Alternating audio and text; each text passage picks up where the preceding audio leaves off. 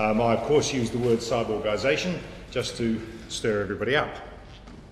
I felt that it was about time in 2010 that I carried on from that earlier work and did something rather than just a survey. The topic area that I'm addressing today turns out to be awfully relevant at this conference because I'm the 5th person who's talked around these sorts of topics. Fortunately, I'm on topic, and fortunately I'm taking a little bit of a different approach to the other speakers. A couple of qualifications. Yes, I'm talking about interventions with the human body, but I'm limiting myself somewhat because I know absolutely nothing about biology, neurology, cognitive sciences. I'm talking specifically about electrical, mechanical, electromechanical mainly interventions. And I'm talking about the here and now. Well, and maybe the next couple of years. I'm not talking speculative stuff. What I'm going to do, subject to spending too long on some early slides, I'm going to remind us of things we already know in terms of a progress report on where cyborgisation has got to.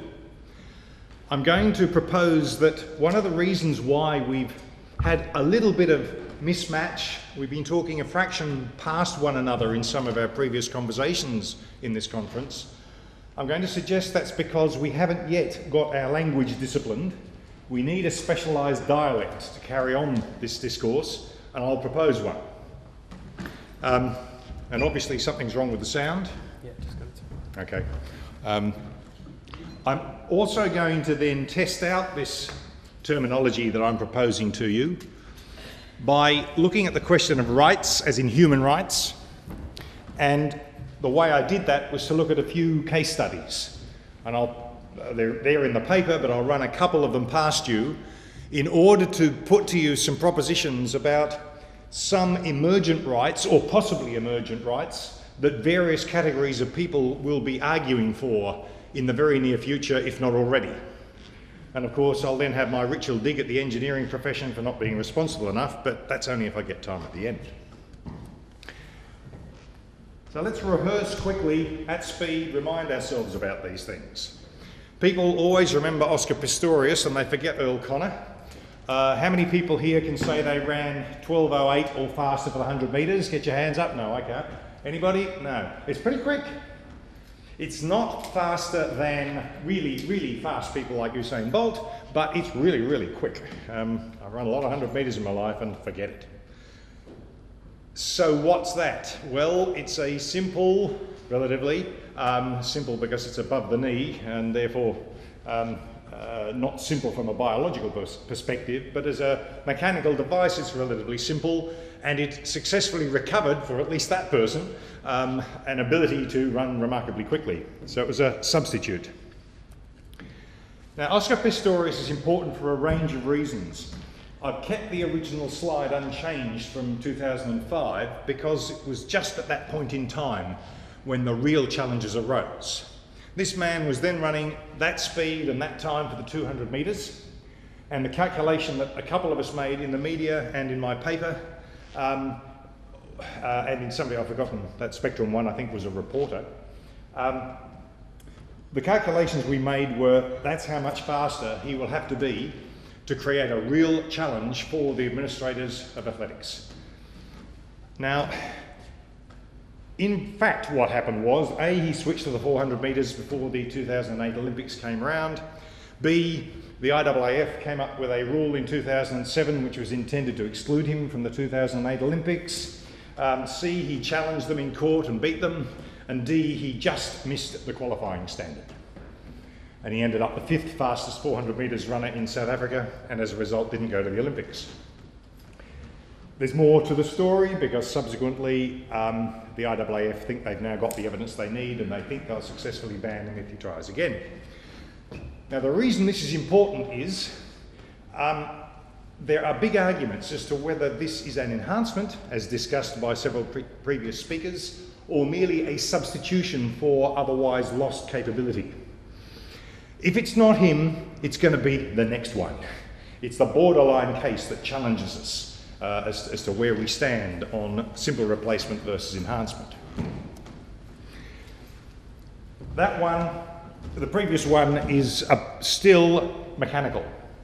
They're below the knee and it's dual, so it's a little different from Earl Connor's. This one's different again because the degree of interfacing is not just grossly physical on a stump. This particular one, which is a German product, but this is an Australian person on whom this particular article was written, it is interconnected. The silicon is connected to the wet chemistry of the body. And there's been a couple of other examples of this provided.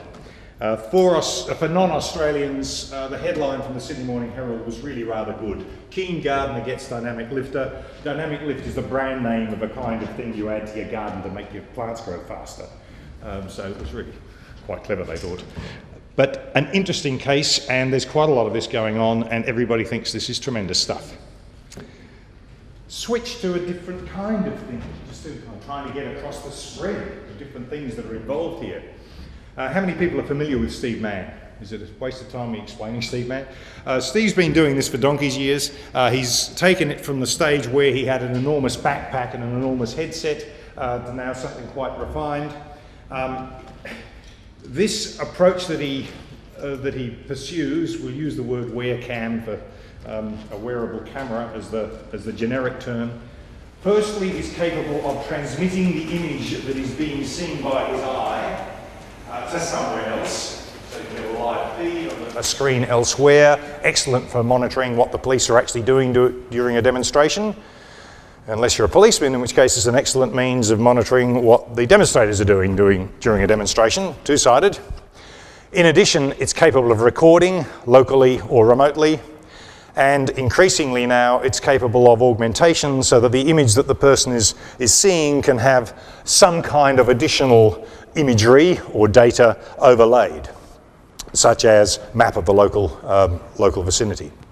So there's quite a lot of different elements here. And notice that this is not mucking around with the insides of the person. Well, it's mucking around with the insides of their brains if it's augmented, but there's no direct physical impact on the human body. It is not internal and it's not directly interfaced to the wet chemistry.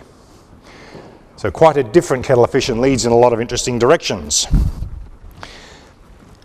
Art gets into this as well. Now, mostly I'm leaving out cosmetics, I'm leaving out performance art, I'm talking about the here and now instrumentalist kinds of things. But Stelarc, who's originally Melbourne-based, I've no idea where he is at the moment, he's been in many countries around the world. Stelarc has mucked around with his own body, has augmented his own body in multiple ways, and has interfered with his own nervous system in order to entertain and challenge people. And his is another dimension that we need to keep in mind when we go through the analyses such as the one I'm doing today. We all know there's lots of projects going on about retinal implants to assist the vision impaired and the outright blind. The ones I've been able to track quickly are in those 4 different centres are the primary places. And this is really interesting stuff and really, really difficult, and don't be too hopeful too soon. But that one, of course, works. It's not here and now, it's been running for quite some years and is a real contribution to the world. Australia didn't invent it, but the Australian innovation of it and the bringing of it to market as an effective product has been a world leader. This is mucking around deep inside. This is quite different from a hearing aid that sits on the outside of your ear. It's deep inside and it's connected because that's the only way you're going to be able to deal with the profoundly deaf.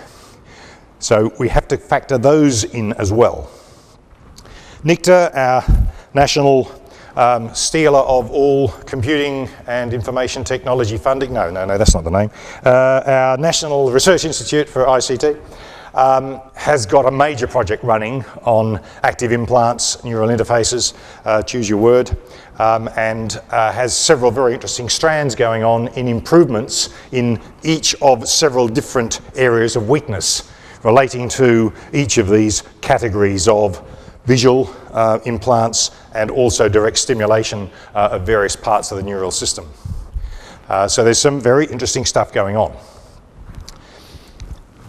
Let's switch it one more time.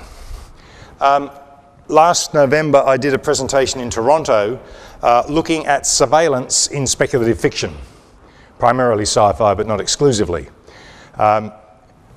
Tattletales was one of the ones I came across. What the hell is a tattletale? It's a tracing device. It will inform us where each of you are at all times. Now, this is science fiction by one of the most important science fiction writers in the genre, Philip K. Dick, and it was 1963. So what's reality like? Well, human-attached chips we know lots about. Anklets, wristlets are common forms. And ankle monitors, electronic tagging was approved for the first time by a court in 1983. It's getting harder and harder to be a good science fiction writer these days. That's how short your window is, 20 years. It's really tricky stuff. Now, what's the effect of continuous monitoring using chips? The big picture down here, now dated, I should juxtapose the contemporary position. That's the ACT jail. We finally took responsibility in the Australian Capital Territory for actually jailing our own people instead of renting space in New South Wales jails. That's it when it was a hole in the ground, and it's now operational, and it was to have continuous chip monitoring of all inmates, all staff and all visitors. As far as we can work out, that whole project was part of what was withdrawn because of cost overruns, and we don't think it's ever happened, but it was looking very likely to have been passed by the legislature and even ticked by the Human Rights Commissioner, which we just couldn't understand. There was never any study done. The pictures on the side you might recognise. A woman, an astronaut who went mad and went madder after the continuous chip monitoring was imposed upon her, even while she was in remand. It's a quite imposing kind of technology for many people when it is a requirement or a condition that you can't refuse. Of course, there are lots of people who like it. Contemporary youth, as discussed in an earlier session, regards this as all quite normal stuff. Some of that, of course, is voluntary. It's a trade-off. Well, maybe for them it's not even a trade-off. They like what the PCs and what the handsets do for them, and they don't actually pause and think much about the trade-offs against other potential values they might be infringing. We saw pictures yesterday of Japanese people who were, I'd say, in an in-between situation as they enter their university or the university library and present their veins, I understand, rather than their thumbprints for inspection. That's somewhere in between. It's a condition and it's sullenly accepted because that's how it works, so I just do it. But there's quite a lot of different reactions to human-attached chips, and some of them are, I would certainly argue, rationally suspicious and rationally negative about the implications. Human implantation I've also looked at in that presentation last year, trying to find where the early mentions in sci-fi were. And a substance injected in 1954, a surgically implanted electronic monitor. Of course, this is a well-advanced one that causes agony when a convict strays. I don't think we've actually reached the point where we give electric shocks to people who walk out of range of their devices, but watch this space. They might try that idea later. Well, that was 1968, which to people my age doesn't seem very long ago. And 1974, there was an implant in the cranium. Well, we know a bit more of the history from there on, don't we? Because, well, I'll tell you my little story. In 1992. I published eventually in 1994 in Information Technology and People an article on human identification in information systems, and it reviewed the whole history of names, the history of codes, the history of passports, and it looked forward to biometrics because it was still forward then, and I also had a section on imposed biometrics, as I called it, by which I intended to mean in particular chip implants, but there are other possibilities. And the editor said, Roger, this is a serious learned journal and your paper's looking good, but you can't say things like that. You can't talk about imposed biometrics. It's just scaremongering stuff. And I actually had to go through the kind of battle that authors do with editors in order to convey that there was just enough information around by then. There was nothing in the refereed literature that I could find, but I convinced the editor that it should go in. Now, the irony of it all is that unbeknownst to both of us, the first chip implant in an animal was 1991. It had already occurred when we were having this discussion, but neither of us knew it. Now, the rate at which things have gone from there is phenomenal. Note the juxtaposition, 1991, 1998. 7 years is all it took from the time we were having these arguments to the time that the first activity actually occurred. So it went from being something that was just not publishable in the academic literature to something that was being done. That, of course, was consensual, voluntary, slightly stronger word than consensual. There are other kinds of implants. We've been through all of this. I'm working my way down from the, well, maybe positive, through the commercial to the probably negative. We know all about that. We've been talking about it. So there's our sequence. It's gone from 1954, 68, 74, science fiction, 92, argue with the editor, to mainstream, 98, 2007, first voluntary, then imposed. We've come a long way, fellas. Quick aside, inserted slide about an hour and a half ago. Implants, security and implant privacy have got to be tackled very carefully. A couple of discussions earlier today tackle the security side really well, because the sorts of things that I've looked at here, I work in security as well as in privacy and e-business more generally.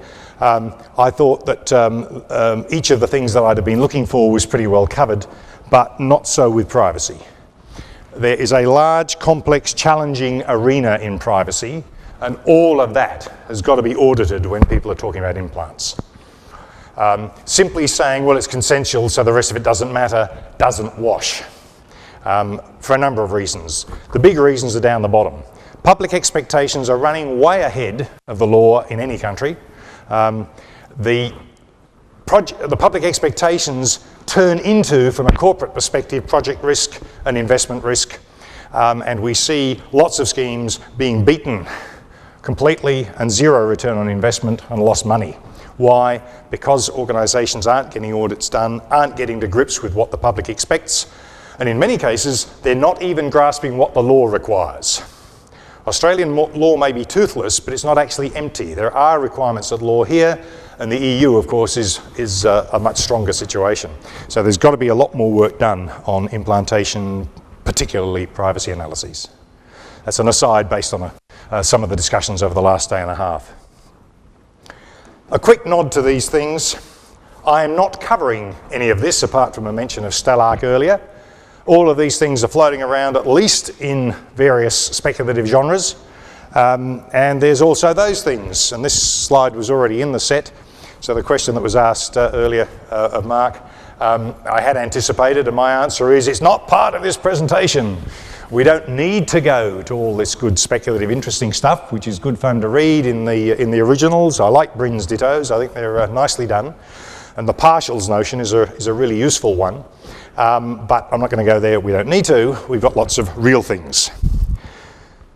So having done that quick review of where we got to, hey fellas, this is now, I think we need a language. We've got to get serious about this. We've got to have meaningful discussions. We must agree a language between us so that we can thrash these things out. I'm not going to deal really with the bits in grey down the bottom because I don't know enough about those. But the list down the left, which is, well, interventions, but largely by substitution of functionality, and the bits down the right, which extend the capabilities of humans, we need to be able to talk about all of these things. So, what do we need? Shall we use the word cyborg? What's that mean? The origins of the word are, quote, the exogenously extended organisational complex functioning as an integrated homeostatic system unconsciously. That's the original in 1960. It was actually used by scientists who were looking, or engineers, who were looking at survival of people in extraterrestrial environments, so obviously zero pressure situations, needing to perform work, great difficulties finding a fulcrum, be careful where you press because you might end up in outer space. So that's the context in which it was used, and obviously it leveraged off the word cybernetic, which was 12 years old at the time that cyborg was first used. And of course it then got picked up by the entertainment, various genres, and the term bionic, which actually derives from entertainment contexts and has now been moved in the other direction, back into scientific and engineering contexts. And the Oxford Electronic Dictionary, no, it's the English Dictionary, Roger. The Oxford Dictionary has a definition which, in my paper, I explain why it's not a very good definition. And if you have a read of the definition and then think about subtexts, it says to me that there is a very intelligent, very well-educated person absolutely struggling with this new term that they know they've got to put in the dictionary, and they're trying to cover all the eventualities and all the confusions of usage that existed at the time they were trying to create an entry. So Cyborg turned up like that, and it's got some chilling Terminator type overtones which are no use to us here. We need some useful language. I've proposed in the paper that we use these two terms first and come to Cyborg later. Prosthesis, this is a small variant on dictionary usages of the term prosthesis, or the noun use of the word prosthetic. It's got to be handled carefully because the replacement is not necessarily of one part by another part. Hand replacing, artificial hand replacing a natural hand. It may be functionality that is substituted. A pacemaker does not actually replace a part, it's an additional artifact inserted in the body. We've got to be careful with our definitions, or we leave things out that we want to be able to discuss. Orthosis is at the moment a word that isn't very useful. It has a meaning in the dictionary. Orthotics is used, but I think orthosis is much better used this way as another kind of artifact, one that supplements or extends, goes beyond a normal human capability. Let's talk about normal over a beer or a red wine tonight rather than discuss it in this session, because the word normal raises lots of challenges. So I think we need a couple of terms like that immediately to distinguish between those two things, and I'll explain why in a moment.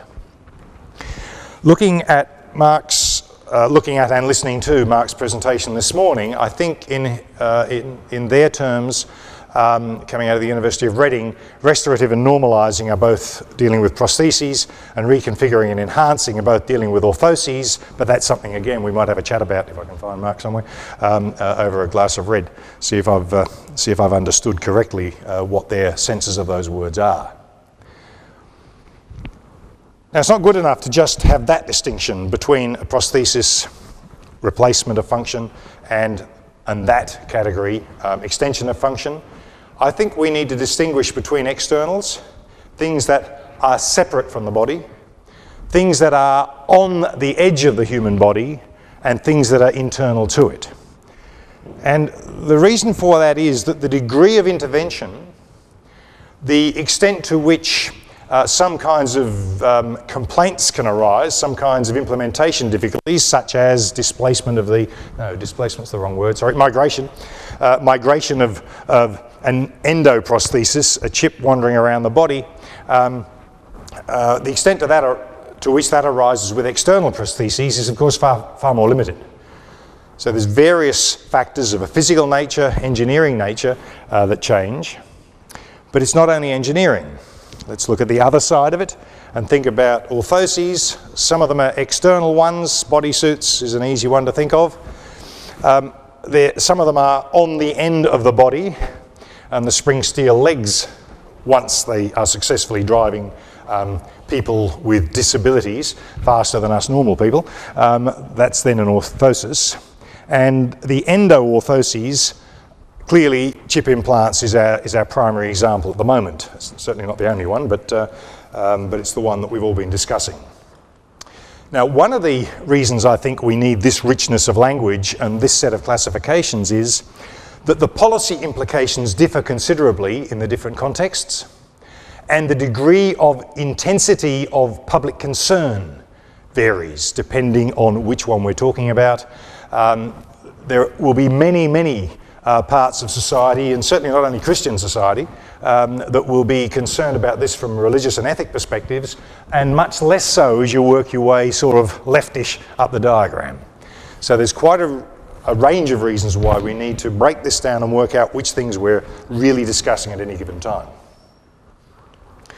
That then enables me to talk about cyborg as a useful term, not necessarily for consumption by the media, but for technical discourse and for policy discourse. I suggest that a cyborg is a person who is either a prosthete or an orthot. That is to say, either has a prosthesis or has an orthosis or has one or more of either, inclusive all or clearly. Since this was covered in the media last Friday, I've had one particularly strong attack against me for along the lines of, do you really think people with artificial legs like being called cyborgs? Which surprised me, but the defence of, but I didn't use it in a pejorative manner, I'm using it in a value-free manner, I just need a term, can I use the term please? That's my defence, but to this person it was a lame defence. So I put my hand up and say, yep, if there's overtones, I'm sorry, but we need a language. If you don't like cyborg, let's call it rose, let's call it anything. We need a word, we need the classification, the definition. I was relieved to find, after I'd done all this, that one of Steve Mann's papers actually has a passage which is descriptive rather than definitional, which corresponds to what I was trying to do. I'm not claiming I'm being unduly novel here. I'd sooner find some threads in the literature that support what I'm doing. I'm a little adjacent to dictionary definitions, so I have to argue for this on the basis of this is a useful dialect, let's use it. Of course, there are then some other nouns for the processes that are involved, and there's a couple of other concepts that we have to build in to have enough language. We need to think about permissions, consents, opt-in, not opt-out.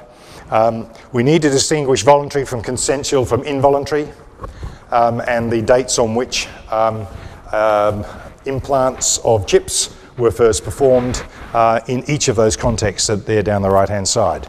They're not in my paper at the moment because I was lacking the 2007 date. That will be in the final version of the paper. It's not only the permission question, it's also the subject's knowledge. Overt versus covert, also dealt with by several of the previous speakers. I won't dwell on those, but we need all of these things built into the language that we're going to discuss this in. Because now we're in a position where we can start applying the language and applying that simple model in order to examine a variety of things. I've picked on rights because it was the thing I was thinking of at the time I started this particular analysis. Now we all know what rights are, and we've probably all got different parts of the elephant when we're describing rights. I am intending to use it as ambiguously as it exists. I want to invoke ethics and moral rights, but primarily I want us to think about the real world of human rights in law, and that depends upon the existence of law, which we're a little bit short of in Australia, and our government assures us that we're not going to have any, or none of consequence. It also depends upon the rule of law, people being subject to such laws as exist, and it also requires that those laws be enforced. All of those are in doubt in most countries, but our real rights and freedoms do depend on such systems being in place. It's also useful to distinguish, as discussions of legal rights do, between a liberty right, which is where one of us claims to be able to do something without significant impact on others and without forcing others to do something for them, versus a claim right where somebody else has to do or not do something in order that I achieve the right. And that distinction will turn up in different flavours in some of the examples that I've got here and some of the examples that will arise in public policy discussions over the coming years. And one other thing worth noting is rights can be argued from a philosophical perspective to be inalienable and unchanging and all sorts of things, but in practice they're not. Human rights at law are subject to adaptation, they're subject to extension, and they're particularly subject to reduction, as we've seen in recent years since 2001. So what I then did was said, well, if I'm going to come up with a list of examples of rights to justify my argument that we've got a lot of thinking to do here, we've got some real public policy issues and we've got to turn them into specific questions that legislators can discuss, I'm going to have some examples. So I went looking for a bunch of case studies. There's 9 in the paper. I've plucked out 2 or 3 of them to discuss here because these should give me enough examples to give you an idea of the richness that I perceive to be here. with what I've called quality of life prosthetics, such as spectacles. I'm rich enough that I can afford to buy these things so that I can read the text that's down here. I've got excellent sight, it's just that it starts a little bit further out than it used to. Is there an emergent right for people with less money than I've got to have access to at least subsidised spectacles? Now, none of us are going to waste our time talking about this one too long, but it sets the frame for more difficult questions that follow. Because when you're dealing with matter of life and death prosthetics rather than quality of life prosthetics, is there a stronger argument for a right to have? We start thinking about problems like renal dialysis when you live in the country, far too far from a hospital, and the cost of having your own machine at home is very high. How big a subsidy does city folk need to pay to country folk? Those are moral issues that we have to deal with, and it's part of cyborgisation as I've got it determined here. Sure, it predates our discussions and it predates ICT because renal dialysis and stents and even pacemakers have been around for a fair while, but we've got to have these discussions. We've got to have a way in which we evaluate the next challenge that comes out of the laboratories, the next great offering which improves the life or extends the life of significant numbers of people. So one question is the right to have, and then should some categories of people have higher priorities than others? On what basis do you discriminate and prioritise? And then the very difficult problem of if a person has one, and if medicos consider that removal of that will result in their early termination, do they have the right to have it removed or disconnected, depending on whether it's an endo or an exo or external prosthesis or orthosis? A lot of difficult ones in there, and well beyond our responsibility here and now to solve. I'm not saying we should sit here and debate whether such a right exists and for whom and when. What I'm saying is society has got to have those discussions, and this is the community, both this conference and the sponsors of this conference, is the community in which, no, phrase the sentence right, Rog. This is the community which needs to cause awareness, stimulate discussion, inform discussion so that society can go about the resolution of these issues. I'm not for a moment saying I've got answers to these things, nor that you should have. Carrying on from the RFID tag on anklet or wristlet, there's a bunch of circumstances in which virtual prisons are being imposed upon people. We think about it with prisoners, people who've been subjected to a custodial sentence, and we don't seem to argue too much about it. We think about parolees and we think, well, they're just, we're just trying to get a bit of a transition there and get them out of jail because they're too expensive. And then we think about remandees who are yet to be found guilty of a charge. And then we get to a very fraught area of people who aren't prisoners anymore. They have served their time, as we say, at least in this culture. Now, in the event that it's a demonstratedly highly recidivist crime, that is, people who commit it tend to keep committing it, and or, inclusive or, if it is a detested crime, and our current one is, of course, child molestation, so that means we can impose this on anybody who's ever been guilty of any of those. Actually, some people go further and talk about sex crimes of any kind, which absolutely amazes me, but that's what we're doing currently. Somebody has made value judgments that we can do all of those things? Actually, no, I don't think they have. I don't think we've had the discussion. And I think we badly need to have the discussion about what are the sorts of circumstances in which virtual prisons are appropriate. I'd suggest, without having done the studies of this, that the motivations have been a combination of reduction of cost to the state and taxpayer and revulsion against the kinds of people who are breaking and entering continually and are meddling with kids.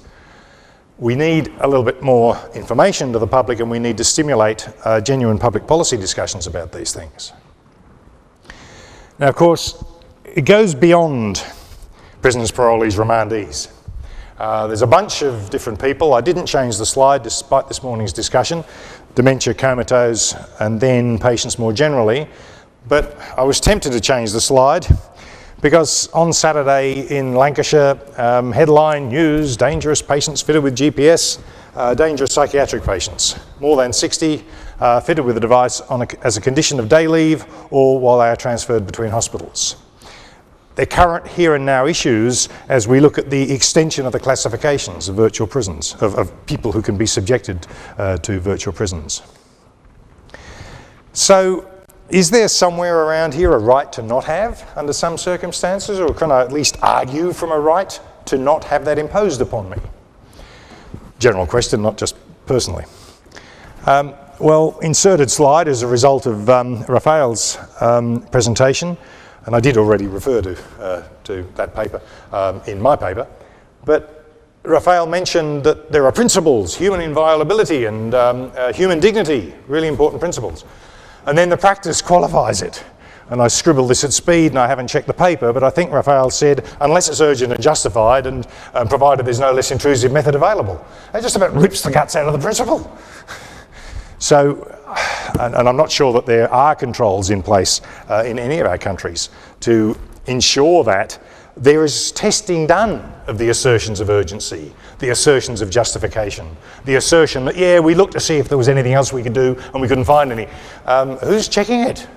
And I don't believe we've got the social processes in place and the institutions in place to do this kind of thing. So there's some real gaps between the notion that there might be a right not to have these things unless, and the practicalities where institutions appear to be basically imposing them. Unless, of course, you've got Catherine outside the door staging a demonstration, in which case they stop. Is that right, Catherine? The sorts of things we may have to do. Now, have I got time to do this middle one? No. I'm going to have to skip the sports, so I've got to count the right number. The challenge in the sports was we need to protect people who have prostheses if they want to compete against the able-bodied, because they can't possibly run or swim as fast. Unless, of course, they're in a wheelchair, in which case they actually go 30% faster in the New York Marathon. So what do we do about that then? That actually creates a number of other putative rights for the able-bodied against the orthots. I'm not going to go through those. There's also a bit to be learned from athlete enhancement and the extent to which athletes should be subject to more constraints in their personal life, particularly professional athletes, than the rest of us are. But I'm going to skip to this one so that I can do my last little block of questions and then conclude. Otherwise, we'll never have a panel session. And this last case dealt with the term, I came up with the term techno-supremacism because supremacism is well established. Would you believe techno-supremacism barely exists in Google? Couldn't believe nobody's used it. So I had to come up with an alternative phrase as well. What I'm suggesting is that there are expectations by those who've got additional capabilities that they should be allowed to use them. Now, the starting point I had was soldiers have had this for a long time, haven't they? Mercenaries have had it for a long time. We moved into private military corporations, which is a polite name for mercenaries who actually have a joint stock company behind them and who get big fat contracts from governments to help them fight. They're claiming the same kinds of capabilities and freedoms that soldiers have traditionally had. And right on cue on Saturday, the Sydney Morning Herald published this one, prosecution possible for commandos after killings in Afghanistan. Quote, of numerous defence sources and historians consulted by the Herald, not one could recall an instance in which an Australian soldier was charged over the death of a civilian in a theatre of conflict. And that's ever, World War onwards. And we've been, you know, people start a war anywhere in the British Empire, we're up for a fight. Australians are good at that. So there's just no evidence that there's ever actually been much in the way of prosecution. I suggest that could almost be interpreted as an effective right to not be prosecuted even if you do some things that are really provided it's in an operational area under threat. Now, be careful here. I'm a commissioned officer, or was, in the Army Reserve, so I'm not saying this idly in attacking soldiers. I was one. But that appears to be a fact of history, a fact of a little bit of a right to be above the law or to not be followed by those kinds of laws. So there's an expectation that we'll have external orthoses to neutralise the enemy. That's called weapons.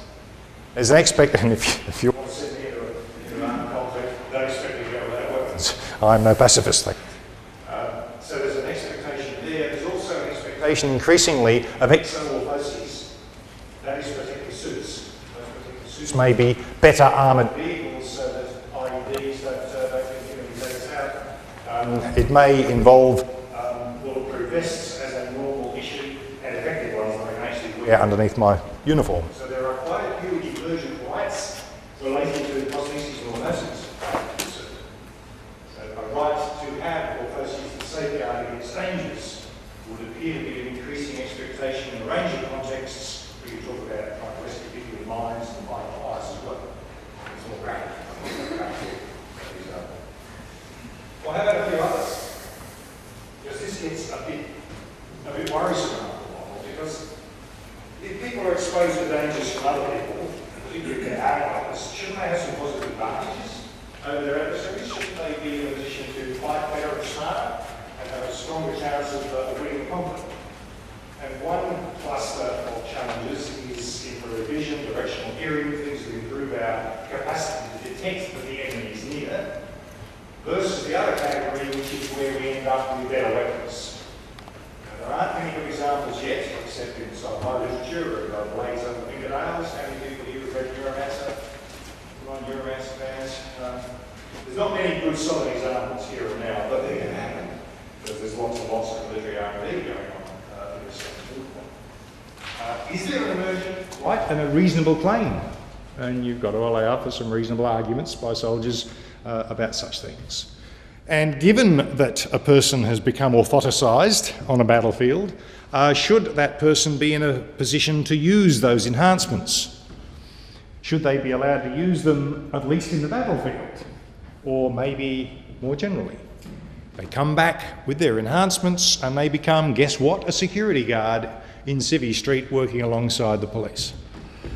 We're facing a lot of these sorts of challenges because of what we're doing. I can't say we as engineers because I'm not one, but because of what engineers are doing and delivering in the way of capabilities. What we've got to do is get out and communicate to people. I'll skip that one.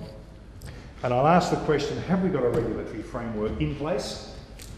I'll go back to the robot ethics environment because, as I said, I did some work on that some years ago, looking at Asimov's laws and what Asimov's fiction told us about information technology and information technologists.